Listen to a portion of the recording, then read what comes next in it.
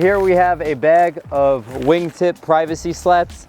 The wingtip slats are the ones we most commonly use. You also have a few other kinds like lock top or hedge slats that also look nice, but for today we're using wingtip slats. And what differentiates these from the others is that you have a little fringe on the side of them. For the wingtip slats, you have this little fringe on both sides. I really like these slats because you get the most amount of privacy with these.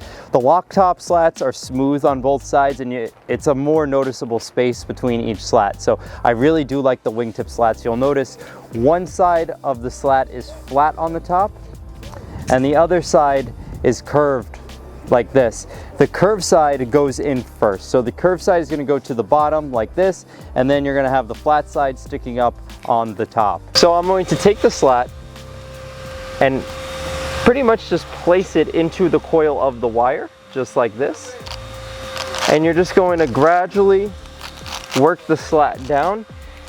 You don't want to grab too high up and pull from a high angle because then the slat will bend. You want to keep yourself controlled, keep it kind of low, and you just gradually push it on in, just like that. This process has not been automated. It takes a long time.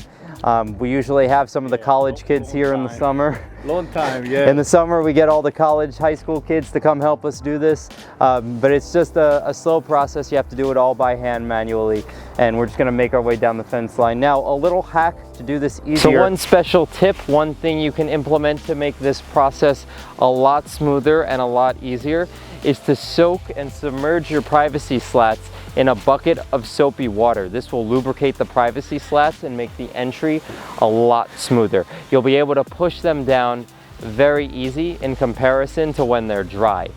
In addition, you should not leave the privacy slats in the sun. This will also make them hard to slide in. You should always leave your privacy slats in the shade when you're not using them. And then when you're ready to use them, soak them in a bucket of water, soak the tips in a bucket of water, and slide them in, just as Juanito is doing.